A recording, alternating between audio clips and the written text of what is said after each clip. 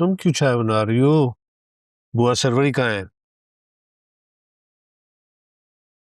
तबीयत खराब है उसकी।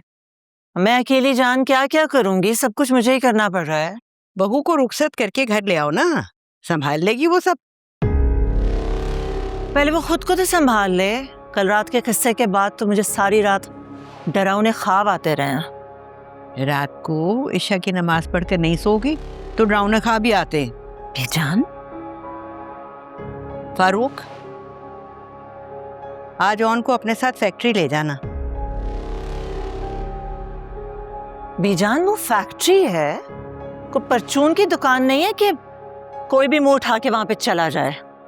तो मैंने कब कहा है आरफा कि तुम्हारा मियाँ परचून की दुकान चलाता है?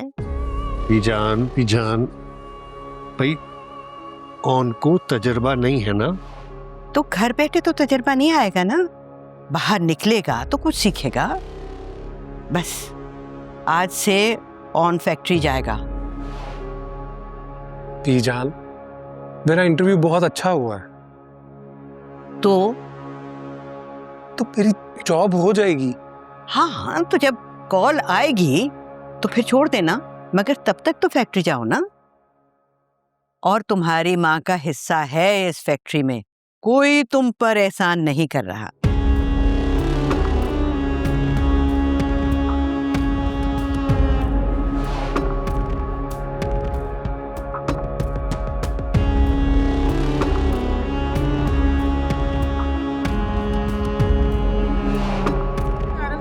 ऑन फैक्ट्री की लो, तो तुम भी ऑन को बाकियों की तरह से गैर जिम्मेदार समझती हो? अरे अब तो 15 दिन हो गए हैं उसको फैक्ट्री जाते हुए।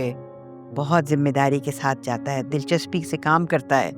और तुम देखना राहत, बल्कि तुम लिख लो, हमारा ऑन बहुत आगे जाएगा। है तो आशा भाभी थी कि उन्होंने ऑन को फैक्ट्री कैसे जाने दी?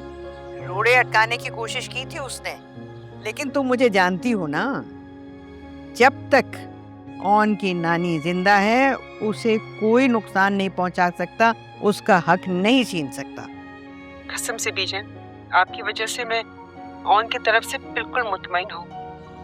वरना बड़ी मुश्किल था अपने बेटे से दूर रहना। राहत बेटा, अब तो वो वक्त गुजर गया है, अब तो खैर से ऑन जवान हो गया है। तुम देखना हमारा ऑन बहुत आगे जाएगा।